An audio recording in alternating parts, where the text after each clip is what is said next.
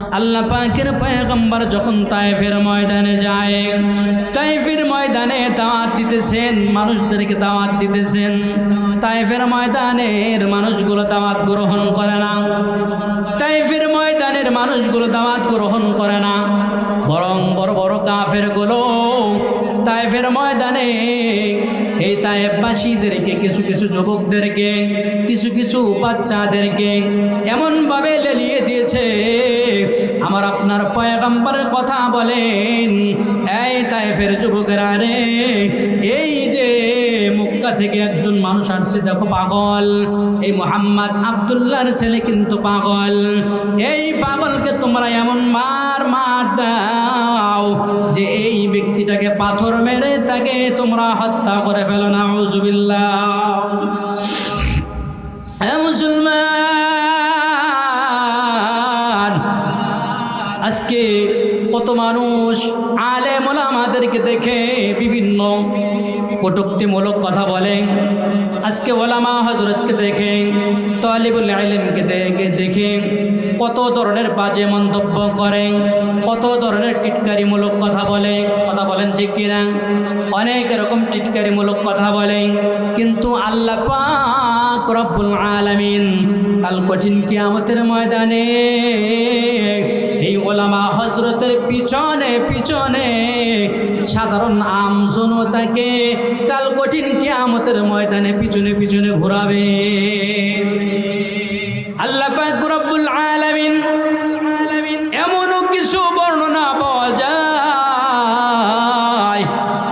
এমনও কিছু বর্ণনা পাওয়া যায় যে আল্লাহ পাক রব্বুল আলামিন কাল কঠিন কিয়ামতের ময়দানে একজন আলেমকে যখন জান্নাত দিবেন, কত সাধারণ আম জনতা সেই দিন বলবে, ও আলেম, ও হুজুর, আজকে আপনি জান্নাতে যান, আমি তো দুনিয়ার জমিনে আপনাকে এক গ্লাস পানি পান করাইছিলাম। ও হুজুর, দুনিয়ার জমিনে আপনাকে আমি কত মহাব্বত করেছি, এক কাপ চা খাওয়াইছিলাম। হুজুর গো, আপনার অমুক বিপদে ছিলাম, আপনার অমুক বিপদে আপনার পাশে দাঁড়াইছিলাম। এরকম কত আম জনতা সেই দিন বলতে থাকবে। ওই আলেম সেই দিন আল্লাহ পাকের কাছে দরখাস্ত জানাইবেন। আল্লাহ পাককে ডাক দিয়ে বলবেন, মালিক, আজকে যে মানুষগুলা দুনিয়ার জমিনে আমাকে মহাব্বত করেছে, যে মানুষগুলা দুনিয়ার ভিতরে আমার ওজুর পানি দিয়েছে, আমার বিপদে পাশে দাঁড়াইছিল, মালিক গো, আজকে আমি সেই মানুষদেরকে জান্নাতে নিয়ে যেতে চাই। আমার আল্লাহ পাক ঘোষণা করবেন, ও আমার বান্দা আলেম, তুমি যেই বান্দার প্রতি অসন্তুষ্ট হয়ে গেছো, আমি আল্লাহ পাকও তার প্রতি সন্তুষ্ট হয়ে গেলাম। ও আমার আলেম বান্দা, তোমার ইচ্ছা অনুপাতে আজকে তুমি এই মানুষদেরকে জান্নাতে নিয়ে যাও। আল্লাহ পাকের পয়গম্বর রহমতের নবী আমার তায়েফে গিয়ে মানুষদেরকে দাওয়াত দেয়, কিন্তু দাওয়াত গ্রহণ করে না। পাগল পাগল বলে গালি দেয়।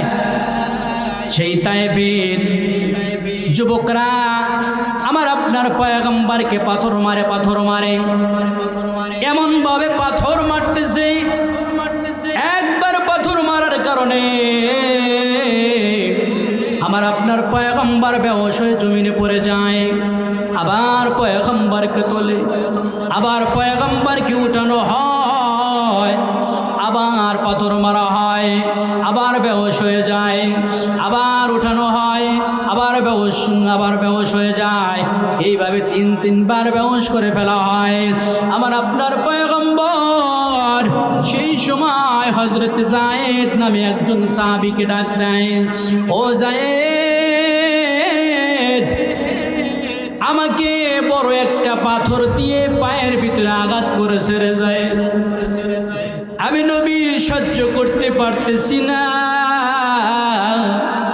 আমার আপনার পয়গম্বরের শরীর মোবারক থেকে রক্ত পড়তে পড়তে জামা ভিজে গেছে, শরীর দিয়ে রক্ত গড়ায়া পড়তে পড়তে জুতার ভিতরে চলে গেছে। ও মুসলমান বাবা, আপনাদের দেশেও তো পাথর আছে কিনা? আপনাদের দেশেও তো পাথর আছে। এই পাথর দিয়ে একজন মানুষের শরীরে যদি আঘাত করা হয়, এত সহজেই কিন্তু রক্ত বের হয় না। কিন্তু যেই পাথরটা দাঁড়ালো, এই তায়েফের কাফেরগুলো আমার আপনার পয়গম্বরকে এমন কিছু পাথর দিয়ে ঢাল মেরেছে, যেই পাথরগুলার শরীরে দাঁড়ালো ধার। এই দাঁড়ালো পাথর দিয়ে যখন আমার আপনার পয়গম্বরের শরীরের ভিতরে আঘাত করেছে, বারবার ঢাল মেরেছে, আমার আপনার পয়গম্বরের শরীর ফেটে, জামা ফেটে, শরীর ফেটে, আমার আপনার পয়গম্বরের শরীর মোবারক থেকে রক্ত বের হয়ে বেয়ে জুতার ভিতরে চলে গেছে। জুতার ভিতরে যাওয়ার পর এই রক্তগুলো জমিনে পড়তেছে না, আমার আপনার পয়গম্বর জমিনে পড়তেও দিতেছেন না। রহমতের নবী আমার জমিনে পড়তে দেয় না রক্ত। হযরত যায়েদ প্রশ্ন করলেন, নবী গো, আপনি আপনার শরীর মোবারক থেকে যেই রক্ত বের হয় আপনি কেন জমিনে পড়তে দেন না? আমার আপনার পয়গম্বর বলেন, ও যায়েদ, আমার শরীরের রক্ত যদি জমিনে পড়ে, আমার আল্লাহ এই জমিন আর টিকা রাখবে না। এই জমিনের ভিতরে জ্বালা শুরু হয়ে যাবে, এই জমিনের ভিতরে কিয়ামত শুরু হয়ে যাবে। সুবহানাল্লাহ। রহমতের নবী আমার রক্ত জুতা থেকে জমিনে পড়তে দেয় না, এক ফোঁটা রক্ত জুতা থেকে জমিনে পড়বে ভাব। ও মুসলমান, আমার নবীর জুতা থেকে এক ফোঁটা রক্ত জমিনে পড়বে ভাব। আমার আসমানের মালিক,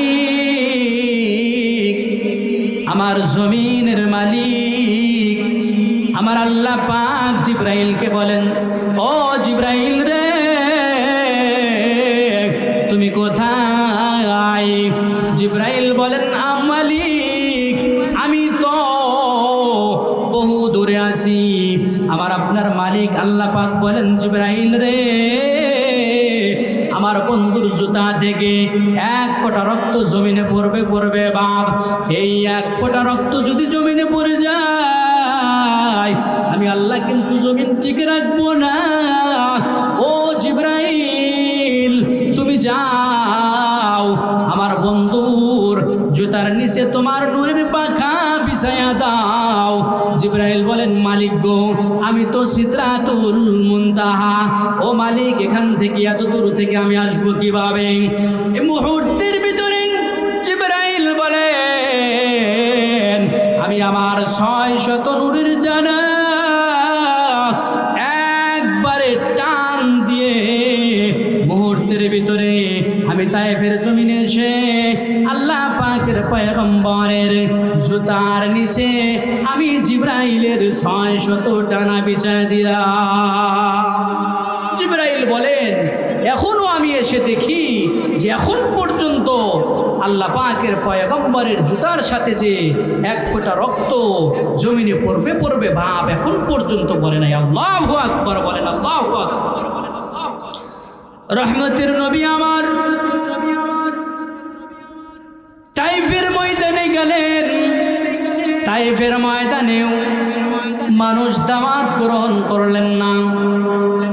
জিব্রাইলকে আল্লাহ পাক আদেশ করলেন, জিব্রাইল রে, ও জিব্রাইল, তুমি যাও, আমার বন্ধুকে গিয়ে জিজ্ঞেস করো আমার বন্ধু কি বলে। আমার বন্ধু যদি বলে তাহলে এই তায়েফবাসীকে 2 পাহাড় দিয়ে চাপ দিয়ে ফিনিশ করে দেবে, একদম মিশিয়ে দেবে।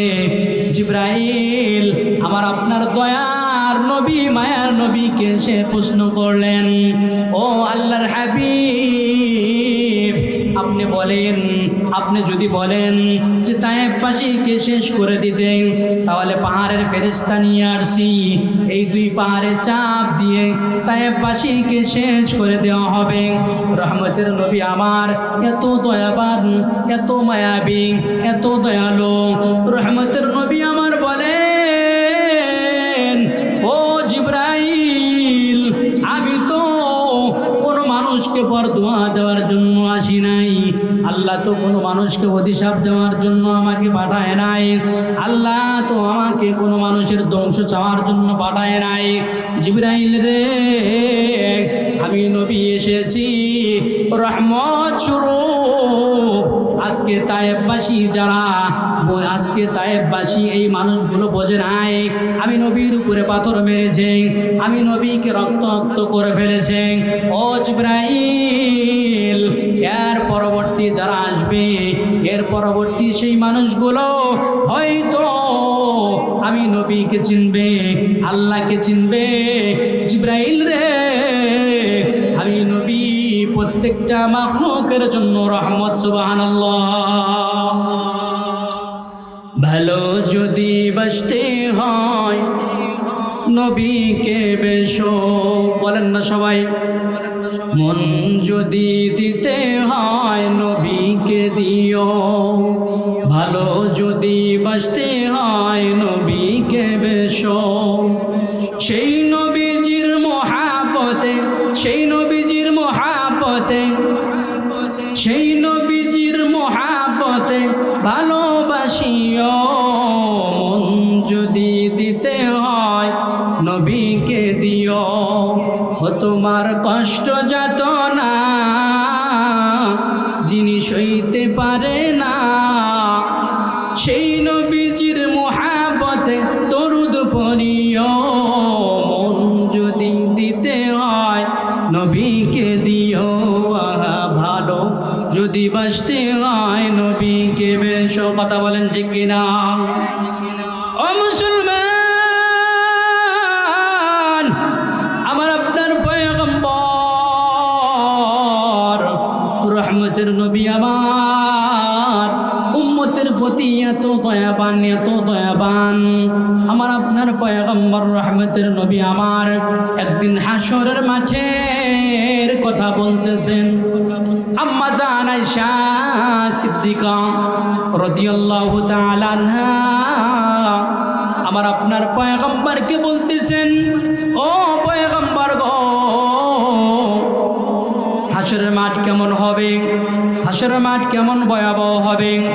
রহমতের নবী আমার বলেন, ও আয়েশা, তুমি কি শুনবা? হাসরের মাঠ কেমন হবে, কেমন ভয়াবহ হবে। রহমতের নবী আমার বলেন, আয়েশা রে, ওই হাসরের ময়দান এত উত্তপ্ত হবে আর এত ভয়াবহ হবে যে ওই হাসরের ময়দানে আমি দেখব মুসা কালিমুল্লাহ আল্লাহ পাকের আরশের খুঁটি ধরে বসে আছে আর চিৎকার দিয়ে বলতেছে, ও মালিক, আজকে আমি আমার মাকে চাই না, আজকে আমি আমার বাবাকে চাই না, আজকে আমি আমার বোনকে চাই না, আজকে আমি অন্য কাউকে চাই না। ও মালিক, আজকে হাসরের মাঠে আমি মুসা কালিমুল্লাহকে তুমি জাহান্নাম থেকে বাঁচাও। সুবহানাল্লাহ। ও মুসলমান, আমার আপনার পয়গম্বর আয়েশা সিদ্দিকাকে বলেন, ও আয়েশা, তুমি কি আরো শুনবা হাসরের ময়দানটা কেমন হবে? রহমতের নবী আমার বলেন, ওই হাসরের ময়দান আল্লাহ পাক রব্বুল আলামিন সেই দিন জাহান্নামকে 70,000 ফেরেশতা দ্বারাই বেঁধে রাখবেন। শুধু তাই নয়, 70,000 ফেরেশতা, এরপরে 70,000 শিকল দ্বারাই জাহান্নামকে বেঁধে রাখবেন। কিতাবের ভিতরে আসছে যে ওই শিকলের প্রতিটা আংটার সাথে আল্লাহ পাক 70,000 করে ফেরেশতা প্রতিটা আংটার সাথে রাখবেন।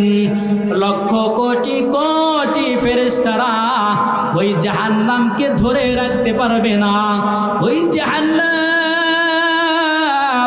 হুঙ্কার দিতে থাকবে, তর্জন গর্জন শুরু করবে, আর এই হাসরের মাঠের দিকে আসতে থাকবে আসতে থাকবে। রহমতের নবী আমার বলেন, ও আয়েশা রে,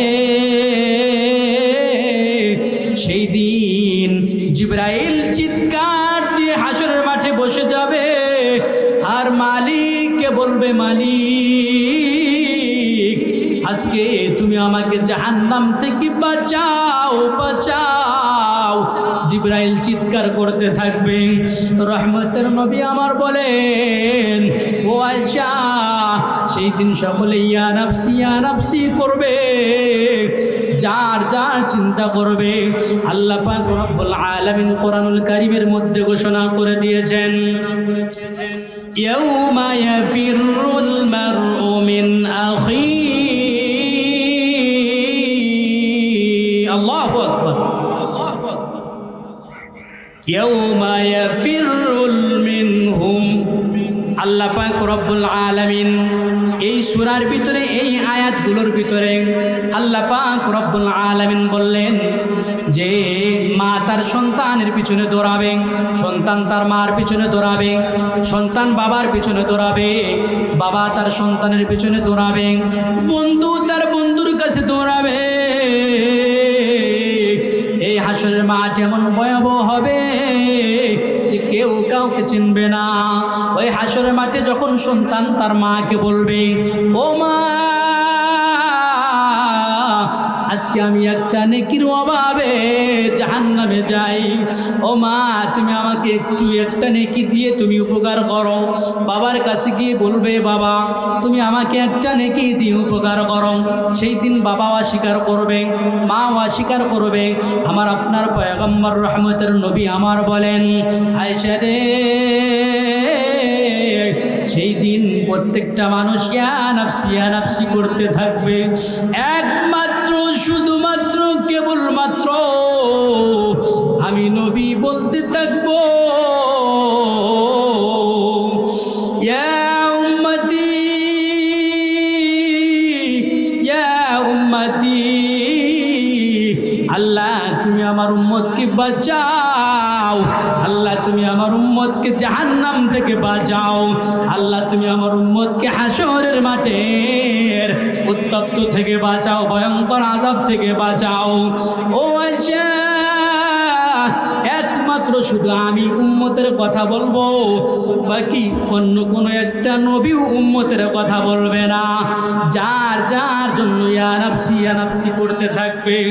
ও মুসলমান বাবা, দেখেন তো আমার আপনার পয়গম্বরের জন্য এক ফোঁটা চোখের পানি ফালান যায় কিনা? ও মুসলমান, এক ফোঁটা চোখের পানির কত দাম, কত দাম। ওই জাহান্নামের আগুন যখন ধাও দাও দাও দাও করে জ্বলতে থাকবে, আমার মালিক জাহান্নামের ফেরেশতা মালিক দারোগাকে বলবেন, ও মালিক দারোগা, তুমি তোমার জাহান্নামকে কন্ট্রোল করো, তুমি তোমার জাহান্নামের আগুনকে নিভাও। মালিক দারোগা দুনিয়ার সমস্ত পানি দিবে, নদীর পানি দিবে, সাগরের পানি দিবে, টিউবওয়েলের পানি দিবে, পুকুরের পানি দিবে। আপনাদের এই দিগলকান্দির সমস্ত পানি নিয়ে যখন ওই জাহান্নামের ভিতরে ঢেলে দিবে, তারপরে ওই জাহান্নামের আগুন নিভবে না। ও মুসলমান, পয়গম্বর বলেন সেই জাহান্নামের আগুন কেমনে নিভবে? আল্লাহ পাক রব্বুল আলামিন ওই মালিক দারোগাকে বলবে, ও মালিক দারোগা, ওই যে দেখো আমার আরশে আজিমে, আমার আরশের খুঁটির নিচে একটা পেয়ালার ভিতরে কিছু পানি আছে, ওই পানি থেকে এক ফোঁটা পানি ওই জাহান্নামের ভিতরে তুমি নিক্ষেপ করো। মালিক দারোগা যখন ওই এক ফোঁটা পানি জাহান্নামের ভিতরে নিক্ষেপ করবে, আল্লাহ পাকের হুকুমে ওই জাহান্নাম সঙ্গে সঙ্গে নিভে যাবে। রহমতের নবী আমার বলেন, আল্লাহ পাককে মালিক দারোগা প্রশ্ন করবে, ও মালিক, আমি দুনিয়ার এত পানি দিলাম, সাগরের পানি দিলাম, নদীর পানি দিলাম, পুকুরের পানি দিলাম, টিউবওয়েলের পানি দিলাম, কত ধরনের পানি দিলাম, জাহান্নামের ভিতরে তবু জাহান্নাম নিবল না। মালিক গো, এটা তুমি কিসের পানি দিলা যে এক ফোঁটা পানি দেওয়ার কারণে জাহান্নাম নিভে যায়? আমার তো জানতে মন চায়। ও মুসলমান, আল্লাহ পাক রব্বুল আলামিন সঙ্গে সঙ্গে বলেন, ও মালিক দারোগা, এটা হলো আমার ওই যে দিগলকান্দি দারুল উলুম হাফিজিয়া মাদ্রাসার উদ্যোগে মাহফিল হয়েছে। সেই মাহফিলে একজন আলেম বয়ান করেছে জাহান্নামের কথা, আমার প্রিয় হাবিবের কথা বয়ান করেছে। এই বয়ানগুলো শুনে আমার একটা দুইটা বান্দার চোখ দিয়ে এক ফোঁটা পানি বের হয়েছে। আমি আল্লাহ পাক সেই পানি বৃথা যাইতে দেই নাই। ও মালিক দারোগা, দুনিয়ার জমিনে আমার বান্দা বান্দির চোখের পানিগুলো আমি আল্লাহ পাক ওই পেয়ালার ভিতরে সংরক্ষণ করে রেখেছি। আজকে সেই আমার বান্দা বান্দির চোখের পানি জাহান্নামের ভিতরে দিয়েছি। ও মুসলমান বাবা, দুনিয়ার সমস্ত পানি জাহান্নাম জ্বালাইতে পারে, জাহান্নাম দুনিয়ার সমস্ত পানিকে জ্বালাইতে পারে, কিন্তু একজন ইমানদার বান্দা বান্দির এক ফোঁটা চোখের পানি আমার আল্লাহর জাহান্নাম জ্বালাইতে পারে না। সুবহানাল্লাহ।